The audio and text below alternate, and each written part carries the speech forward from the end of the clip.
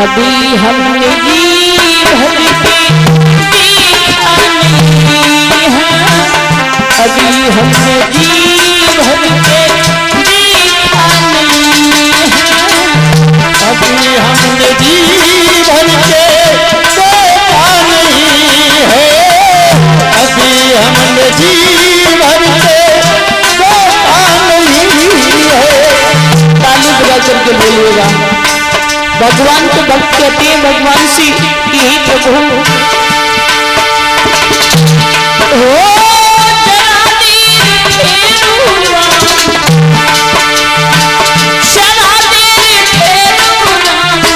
तमन्ना यही अभी मैंने जी भर के देखा नहीं है, जी भर के देखा नहीं है।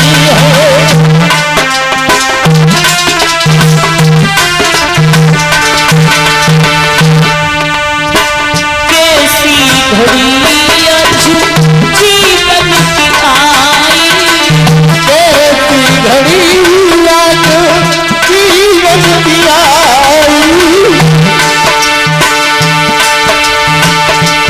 ओ कैसी घड़ी आज जीवन की आई, कैसी घड़ी आज जीवन की आई। महाराज भगवान के भक्त भी कहते हैं इस बात को कि हे प्रभु हर समय तुम्हारा चेहरा मेरी आंखों के सामने रहे। और ये बात किसने कही परीक्षित महाराज? जब राम लक्ष्मण और सीता जब वनवास के लिए जा रहे थे तो राजा दशरथ जी अंतिम सांसें चल रही थी। राजा ने कहा बेटा तू न जा। बोले राजा दशरथ कैसी घड़ी आज जीवन की आई, कैसी घड़ी आज जीवन की आई। ओ अपने ही प्राणों की कर दी विदाई, अपने प्राणों की कर दे विदाई, अपने ही प्राणों की करके विदाई, अपने ही प्राणों की कर दे विदाई। ओ अभी अयोध्या। दशरथ बोले ओ अभी अयोध्या हमारी नहीं है, अभी मेरे जी भर के देखा नहीं है, अभी मेरे जीवन के देखा नहीं है, अभी मेरे जीवन के देखा नहीं है। जरा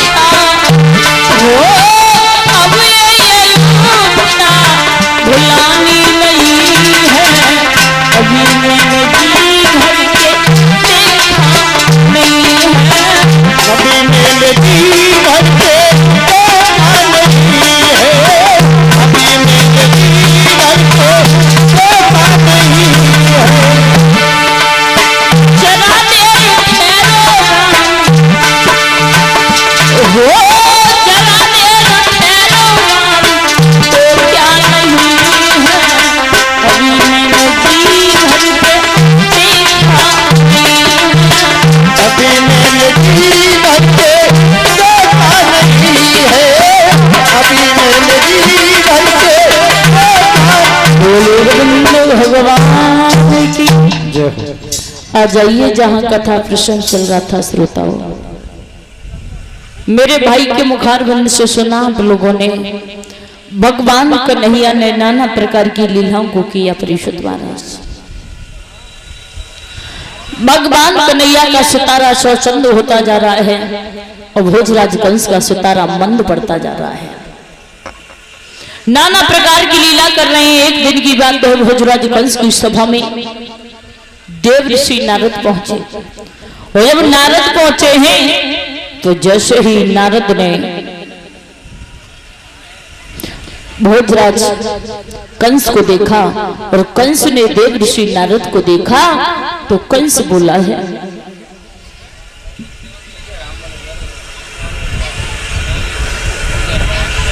कंस बोला देव ऋषि नारद से,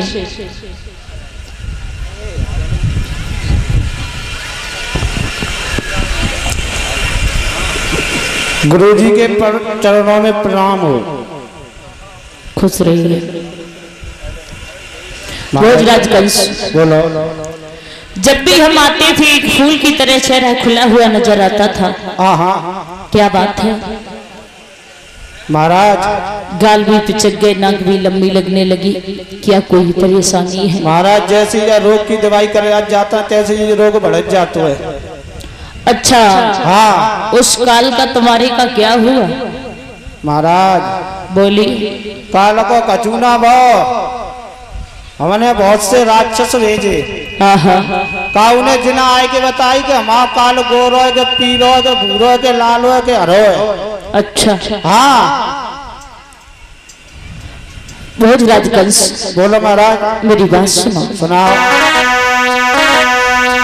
ये हुए कंसराज दिन दिन तेरी और क्यों दशा बिगड़ती जाती है।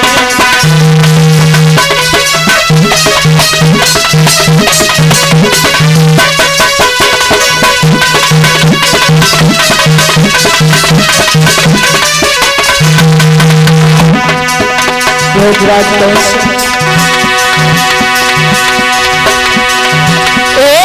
सुराज दिन दिन तेरी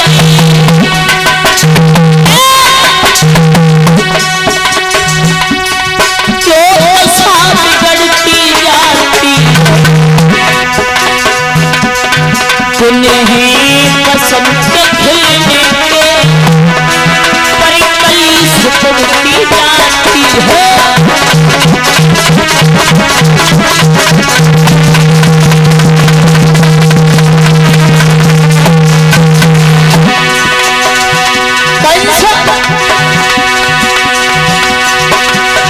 यदि चिंता है कल दुश्मन की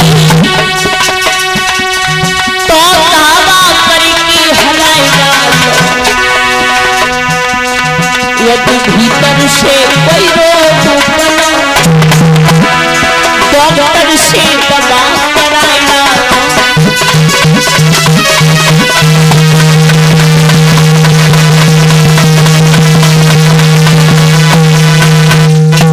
क्या बात है कृष्ण बलराम, तुम्हारे जो काल थे अभी जीवित हैं?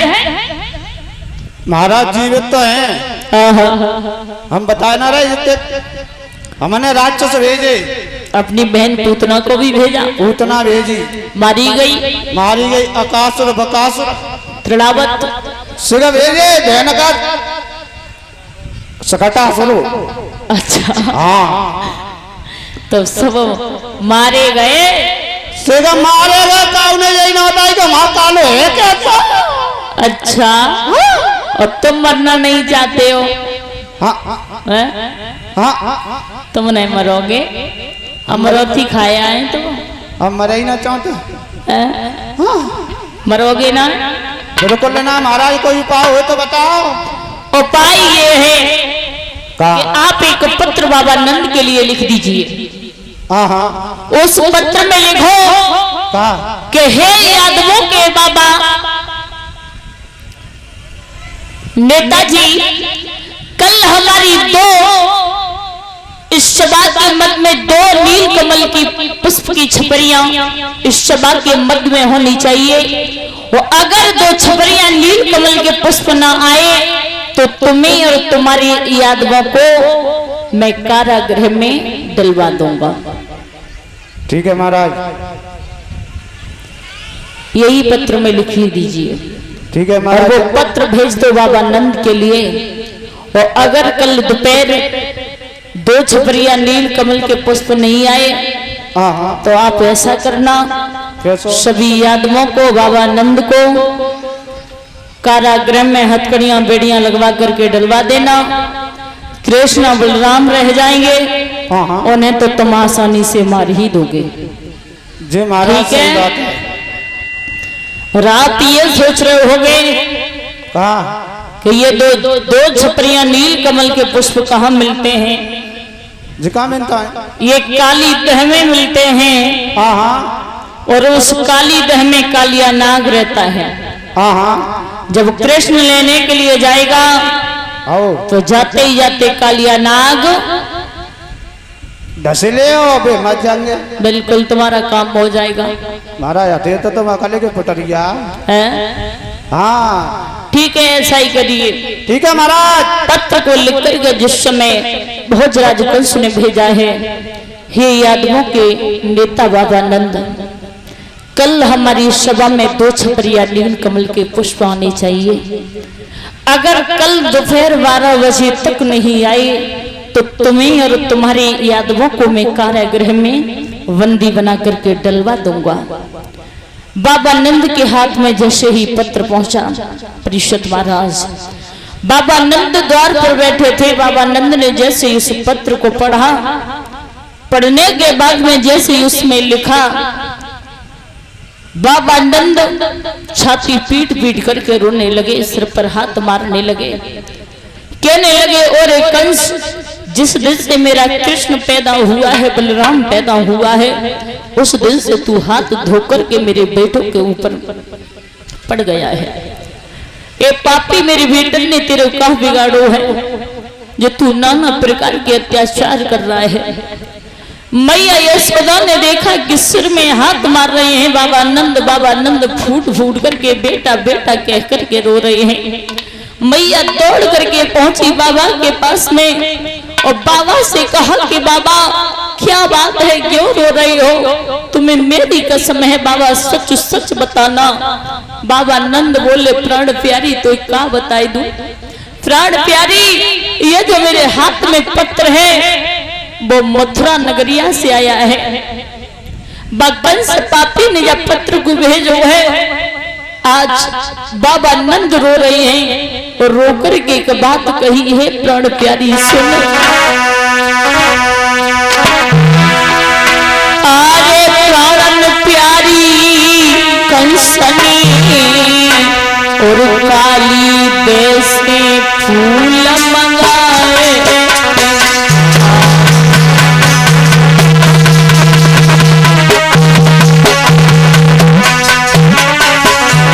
यशोदा प्राण प्यारी कंसनी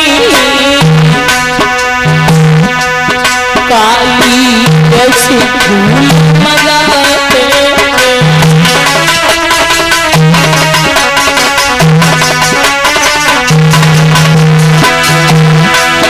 बाकी धमकी सुनेगी प्यारी, बाकी धमकी सुन के यशोदा तेरे गए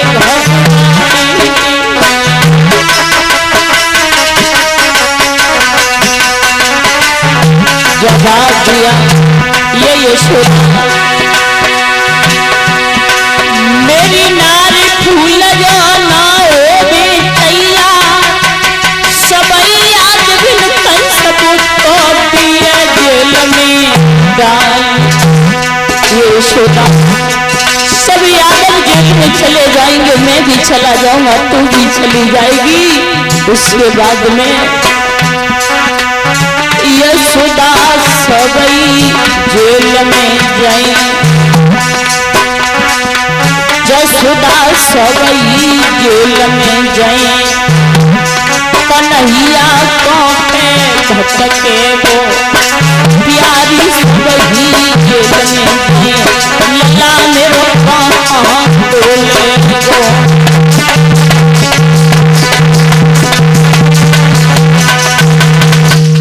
जब आप या प्राण प्यारी सब जेल में चले जाएंगे,